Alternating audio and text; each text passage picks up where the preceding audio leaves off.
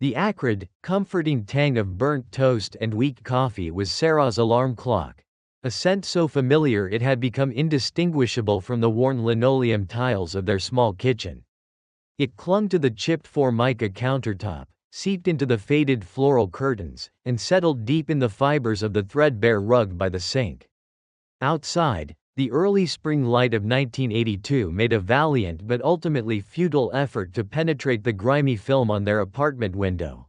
A window that offered a perpetual, unchanging view of the narrow, refuse-strewn alley behind Henderson's diner. A lone, mangy cat usually presided over a toppled bin of garbage, its eyes gleaming in the half-light. Sarah, 15, stretched, her muscles protesting softly as she pushed herself out of the lumpy armchair that served as her bed. The springs beneath the thin cushion groaned in a familiar duet with her own sleepy sighs. Her body felt heavy, reluctant to leave the lingering warmth of sleep, but the kitchen sounds, the clatter of a mug, the low hiss of the gas burner, were an insistent summons. Her mother, Evelyn, was already a blur of efficient, practiced movements. She navigated the cramped space with a silent grace that spoke of years spent perfecting the art of getting things done before the sun had fully committed to the day. Her diner uniform, a pale blue polyester dress with a starched white apron tied crisply at her waist, was already on, the fabric rustling faintly as she moved.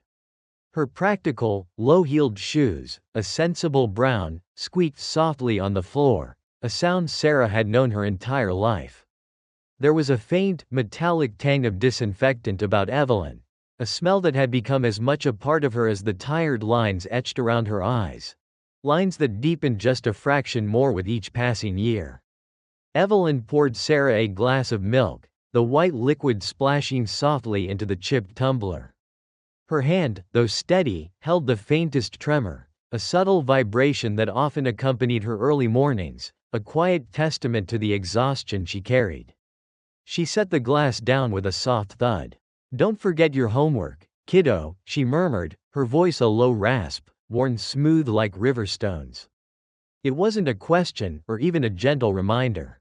It was a directive, a quiet insistence that Sarah's world, the world of books and classrooms and future possibilities, remained separate, protected from the grinding reality of their own. Sarah nodded, pushing a piece of toast around her plate with the tines of her fork. It was slightly overdone, a familiar casualty of Evelyn's morning rush. She took a small, careful bite, chewing slowly. On the counter, a beige plastic radio with a distinct crack running down its casing crackled to life, spewing a news report about rising unemployment figures and climbing interest rates.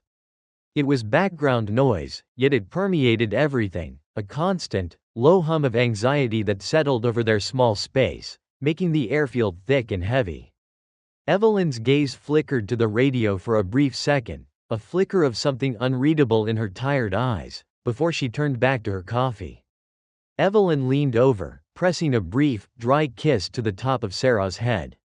It was a fleeting touch, almost perfunctory, but Sarah felt the warmth of her mother's skin, the slight scent of coffee and disinfectant. Then, just as quickly, she was gone. The sound of the front door closing echoed through the suddenly quiet apartment, a hollow punctuation mark, followed by the distant, familiar rumble of the early morning bus pulling away from the corner. Sarah was left with the silence, the lingering smell of coffee, and the familiar ache of her mother's absence already beginning to settle in her chest. At Northwood High, the air buzzed with a different kind of energy altogether. Lockers clanged, voices rose and fell in a chaotic symphony, and the smell of stale perfume mixed with gym socks and cafeteria grease. Sarah sat in her English class, Miss Davies at the front of the room, her voice a clear, steady current as she dissected a poem by Robert Frost. Two roads diverged in a yellow wood. She recited, her eyes scanning the attentive faces. While her classmates whispered excitedly about the new Jordache jeans Michelle had somehow convinced her mother to buy, or the upcoming school dance, a whirlwind of anticipation and awkward slow dances, Sarah found herself drifting. Her gaze fixed on the rain-streaked window, watching the drops race each other down the pane. She loved the rhythm of words, The way they could build entire worlds from nothing but ink and paper. The way they captured feelings that otherwise seemed too big or too small to name. Ms. Davies often praised her essays, her uncommon insight, a phrase that always brought a faint blush to Sarah's cheeks, a rare moment of genuine pride. Just last week, Ms. Davies had pulled her aside, gently encouraging her to consider applying for a writing scholarship. But even as the words hung in the air, a tantalizing possibility, the practicalities of college felt like a distant, impossible dream, a luxury they simply couldn't afford. The thought was a dull, persistent ache behind her ribs, a quiet understanding that some doors, no matter how appealing, were simply not for her. During lunch, the cafeteria was a cacophony of scraping chairs and boisterous laughter. Her friend Michelle, whose father owned the bustling local hardware store, pushed a stray strand of blonde hair out of her eyes and complained loudly about her paltry allowance, barely enough, she insisted, to keep up with the latest trends. I mean, how am I supposed to get those new Guess jeans if my dad won't even spot me $20? She whined, poking at her grilled cheese sandwich. Beside them, Mark, whose family lived in a perpetually rusty trailer park on the edge of town, just listened, his eyes downcast, methodically picking at his tater tots with a plastic fork. He never complained about money, or anything much at all. Sarah felt suspended between their two worlds, belonging fully to neither. She understood Michelle's frustration with superficial desires, but also Mark's quiet, unspoken resignation. Her own lunch, a brown paper bag containing a peanut butter sandwich and an apple, felt both substantial and utterly inadequate. Later that evening, the neon glow of the Blue Plate diner pulsed faintly through the persistent drizzle, casting a watery, electric blue sheen on the wet pavement. Sarah had walked the long way home from the library, ostensibly to finish a history project on the Cuban Missile Crisis, her textbook heavy in her backpack. In truth, she often found herself drawn, almost magnetically, to the diner's window, a silent, unacknowledged pilgrimage. Inside, under the relentless, buzzing fluorescent lights, Evelyn moved with the same tireless energy she had shown that morning, a human perpetual motion machine. A week later, the familiar, unwelcome envelope lay on the kitchen table, stark white against the chipped formica. It wasn't just an envelope, it was a physical manifestation of a tightening knot, a silent, menacing presence that had begun to overshadow their small apartment. Evelyn, her back to Sarah, was scrubbing at a stubborn stain on the counter, her movements a little slower than usual, a little more deliberate. She made a casual attempt to slip the envelope under a stack of old newspapers, a gesture so subtle it might have gone unnoticed on any other day. But Sarah's gaze had already snagged on the official-looking return address, the stark red, final notice, stamped across the top like a brand. Her breath caught, a small, involuntary hitch in her chest. It was the electricity bill, threatening disconnection. Evelyn must have felt the shift in the air, the sudden stillness behind her. She slowly turned, her hands still damp from the sink, and met Sarah's eyes. Her face, usually a canvas of tired resilience, was now a mask of shame and frustration, lines etched deeper around her mouth. She didn't have to speak for Sarah to understand. The silence stretched, thick and heavy, punctuated only by the faint drip of the faucet. "Mr. Henderson cut a few hours off my morning shift," Evelyn finally admitted, her voice barely a whisper, as if the words themselves were a heavy burden. She didn't look at Sarah as she spoke, instead focusing on a loose thread on her apron. "Said business was slow, so I picked up the cleaning gig. Downtown, after the diner." The cleaning gig. The words hung in the air, cold and sharp. It was the second job, the one Sarah had only suspected in the quiet hours of the night when her mother hadn't come home until dawn, or the mornings when Evelyn moved like a sleepwalker, her eyes shadowed and distant. It meant Evelyn wasn't just working double shifts anymore, she was working almost around the clock, catching only a few hours of fitful sleep before starting all over again. Sarah's stomach clenched. The chill in the kitchen wasn't just from the open window letting in the late autumn air. It was the cold dread that settled deep in her stomach, a fear she hadn't felt so acutely before. It was the fear of darkness, of a cold apartment, of her mother simply fading away from exhaustion. The weight of that dread began to seep into Sarah's school days, a persistent hum beneath her thoughts. Her grades, usually solid, started to waver.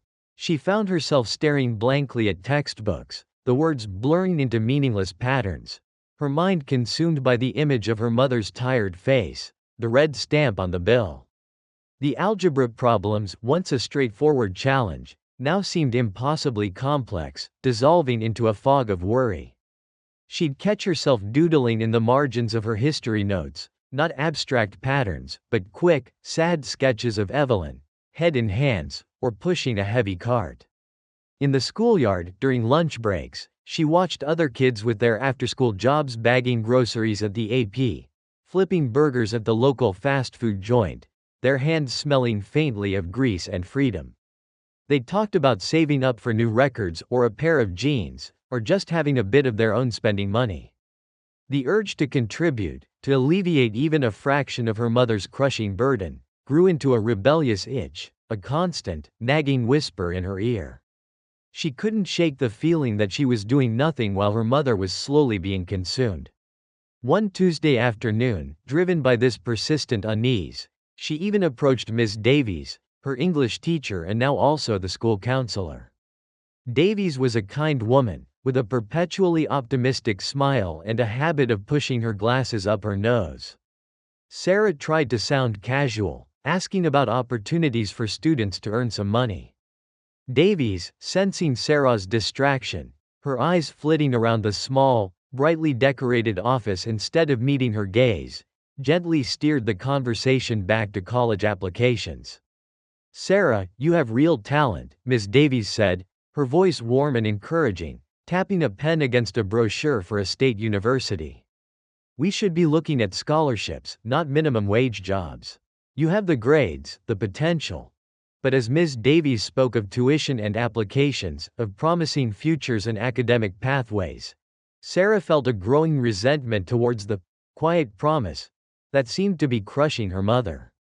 It felt less like a dream now and more like an impossible, expensive burden, a gilded cage that demanded too high a price. The words of encouragement felt hollow, disconnected from the grim reality of their kitchen table. She mumbled a vague agreement, her gaze fixed on a framed photograph of Ms. Davies shaking hands with the principal, feeling a sharp pang of loneliness and misunderstanding.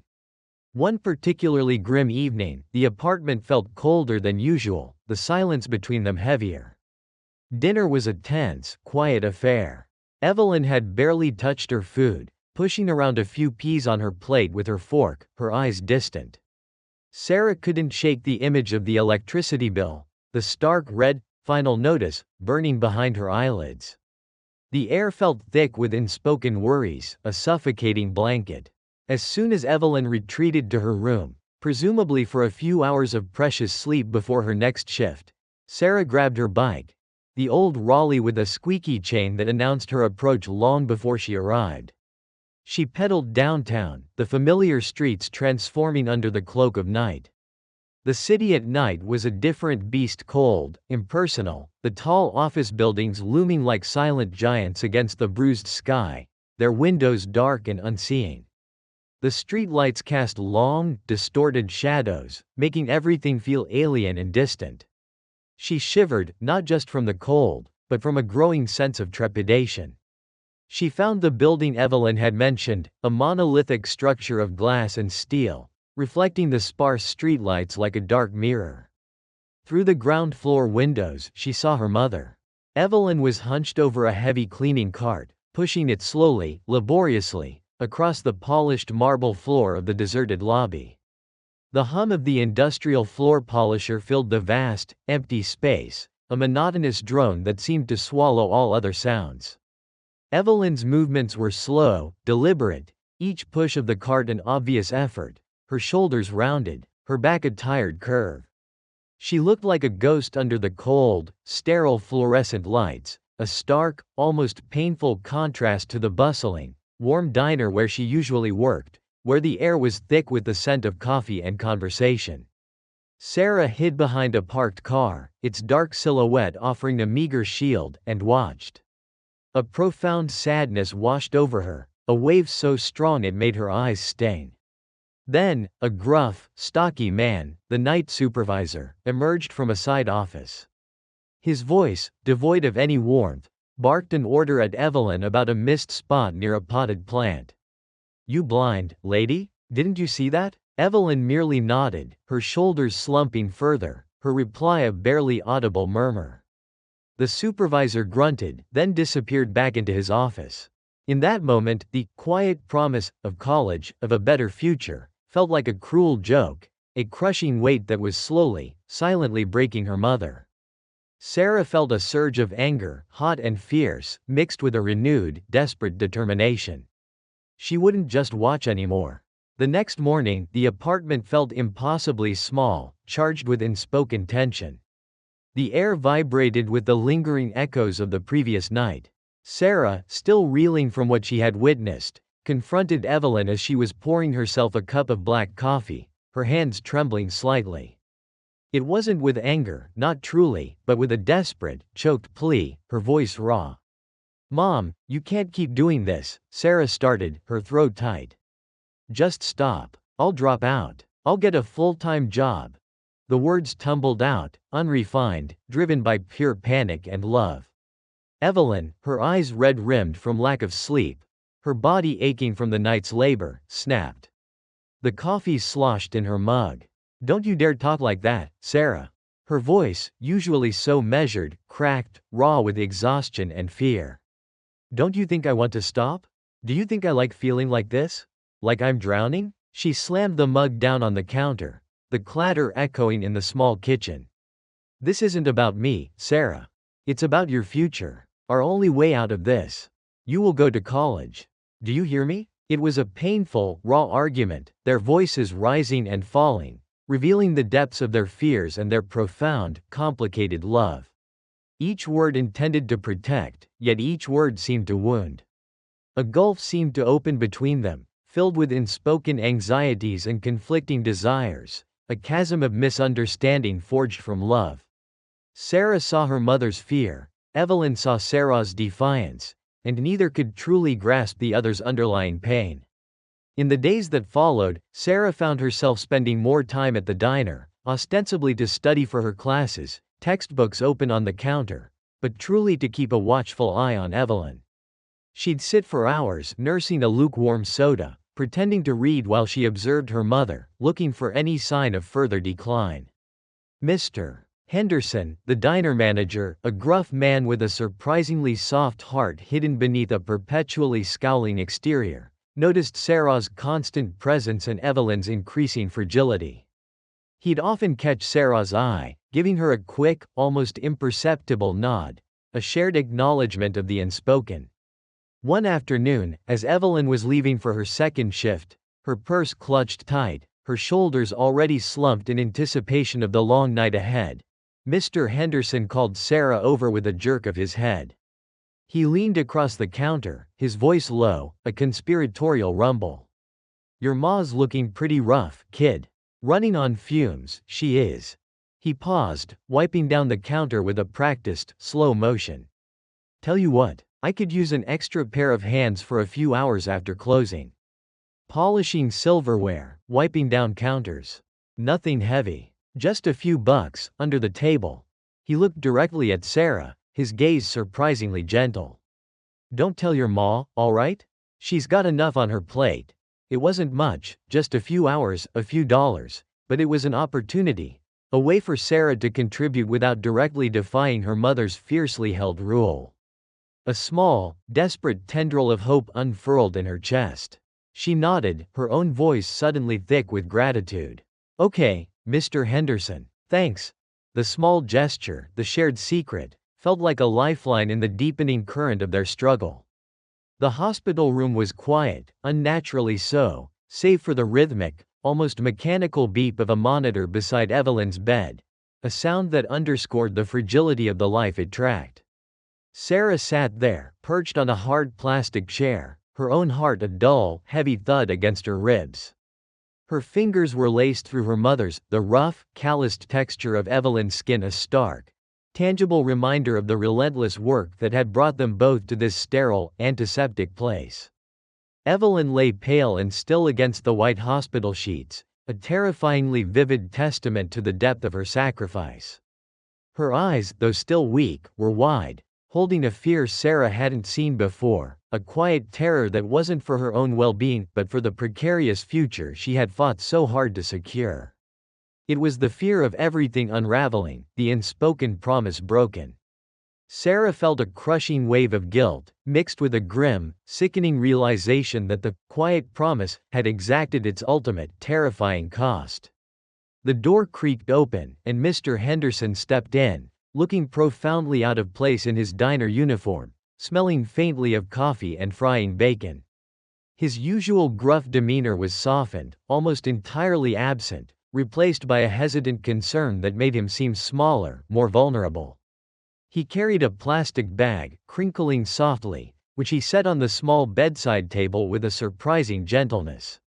Inside, Sarah could glimpse the familiar waxed paper of donuts and a styrofoam cup, steam still rising from its lid.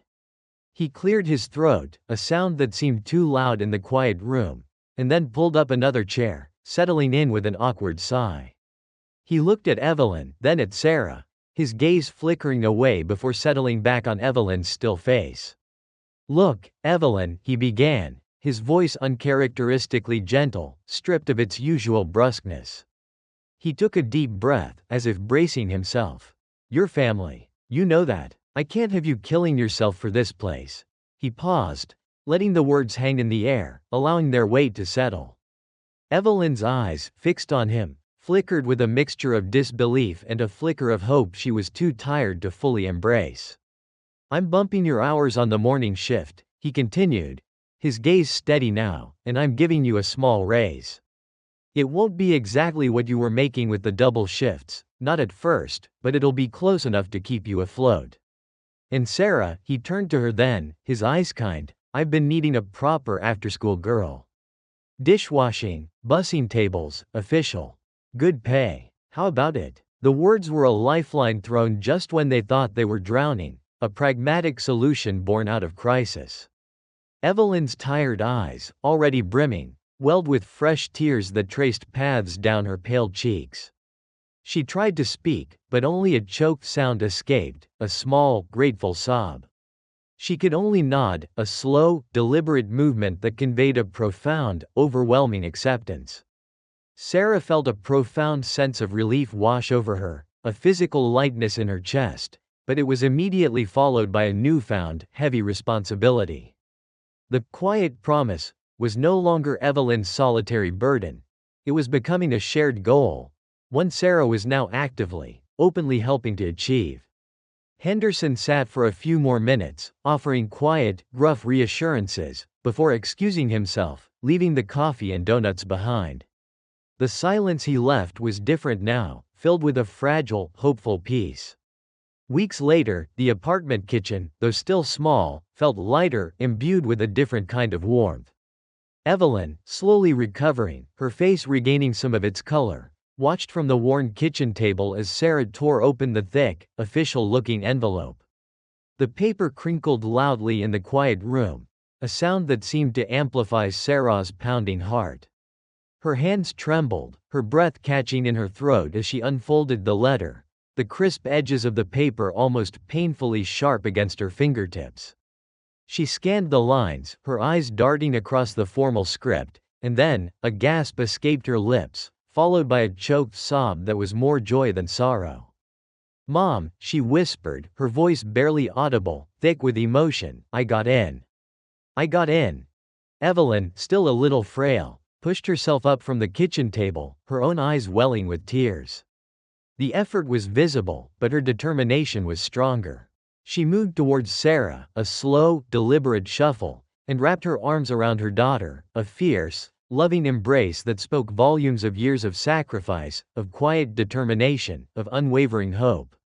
It was a moment of immense triumph, not just for Sarah, but for Evelyn, for the two of them together, a shared victory against the odds. The quiet promise whispered in tired moments, reinforced through hardship, was finally, gloriously, realized. Evelyn held Sarah tight, her chin resting on her daughter's shoulder, her tears wetting Sarah's hair. They stood there for a long time, the silence between them filled with a lifetime of unspoken words, of gratitude and love that needed no declaration. Months passed. The scent of fresh coffee, not burnt toast, now often filled the apartment in the mornings, a small but significant shift in the daily rhythm. Sarah, her hair a little longer, a little more confident in her stride, was packing a worn cardboard box on the kitchen floor. Textbooks lay scattered around, marked with bright yellow highlighter.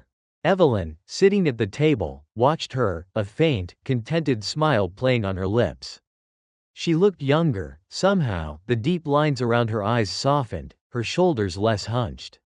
The diner uniform still hung in the closet, but the double shifts were a thing of the past. Sarah carefully placed a well-loved novel into the box, then looked up, catching her mother's eye. "You know," she said, a small, dry laugh escaping her, "I think Mr. Henderson actually smiles sometimes now. Especially when I accidentally drop a tray of glasses." Evelyn chuckled, a soft, warm sound. "He always did, sweetheart. Just not where anyone could see him." She pushed a mug of steaming coffee across the table towards Sarah, who reached for it, her fingers brushing her mother's. The contact was brief, but it held a warmth that resonated. Sarah picked up another book, a thick volume on American history, and paused, tracing the faded title with her thumb. She looked at her mother again, a different kind of look this time, one that held a quiet understanding, a lingering regret for the years of struggle, but also a deep, unshakable gratitude. "It wasn't easy, was it, Mom?" Sarah said, her voice soft, almost a whisper, not needing to elaborate on what it meant. Evelyn's gaze drifted past Sarah, out the window to the gray city morning, a hint of distant memory in her eyes. "No," she replied, her voice equally quiet, "it wasn't." She turned back to Sarah, a small, genuine smile on her face. "But we made it, didn't we?" Sarah nodded, a single tear escaping and tracing a path down her cheek, quickly wiped away. She didn't need to say anything more. She knew, and Evelyn knew, that the journey had forged something unbreakable between them, a bond deeper than words, a quiet promise kept. She picked up the history book again, holding it close, a silent testament to the future that now stretched before her, a future built on the quiet strength and enduring love of a mother who had given everything.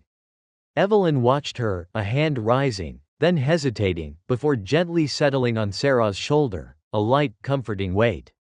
The apartment was quiet again, but this time, it was a quiet filled with the echo of shared dreams, and the warmth of a love that would last. If this story left any impression on you, or reminded you of a moment from your own life, feel free to share it in the comments. Even a small memory is enough. Stories from the past often carry meaning we only begin to understand much later. Your memory might become part of someone else's story.